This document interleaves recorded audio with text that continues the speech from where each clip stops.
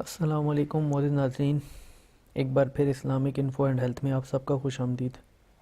تو دوستوں، آج کا ہمارا ٹاپک ہے بھوک کی کمی۔ کچھ افراد کو شکایت رہتی ہے کہ ان کو بھوک نہیں لگتی، یا کچھ بیماری کے بعد اکثر بھوک کی کمی کا شکار ہو جاتے ہیں۔ کچھ لوگ آپریشنز کراتے ہیں، اس کے بعد بھی ان کو بھوک لگنا بہت ہی کم ہو جاتا ہے۔ تو دوستوں، آج کی ویڈیو خاص اسی ٹاپک کے اوپر ہے، اور 2 قسم کے ٹوٹکے بتائے جائیں گے جس کو کرنے کے بعد انشاءاللہ آپ کی بھوک میں واضح اضافہ ہوگا، اور آپ کو انشاءاللہ اس پریشانی سے چھٹکارا ملے گا۔ تو چلیے دوستوں، شروع کرتے ہیں۔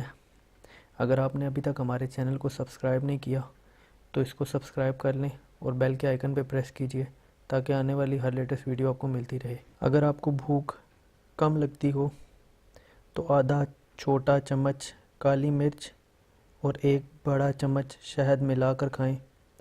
روزانہ اس نسخے پر عمل کریں، انشاءاللہ بھوک لگنے لگ جائے گی۔ بھوک بڑھانے کے لیے کھانے میں کالی مرچ کا استعمال سب سے زیادہ مفید ہے۔ اگر آپ کالی مرچ کو زیادہ سے زیادہ استعمال کرتے ہیں تو آپ کی بھوک میں اضافہ ہوگا، اور آپ کا جو ہاضمے کا نظام ہے وہ بھی بہتر رہے گا، اور ساتھ ہی ساتھ آپ کے پیٹ کی جتنی بیماریاں ہیں انشاءاللہ وہ بھی کالی مرچ سے ٹھیک ہو جائیں گی۔ اور اس کے علاوہ اگر آپ کو بھوک نہیں لگتی، دوسرا ٹوٹکا اس کے لیے یہ ہے: کھانے کے وقت مولی، شلجم، گاجر، جتنی مقدار میں آپ یہ تینوں لیں اتنی ہی مقدار میں آپ نے پودینہ اس میں ملانا ہے،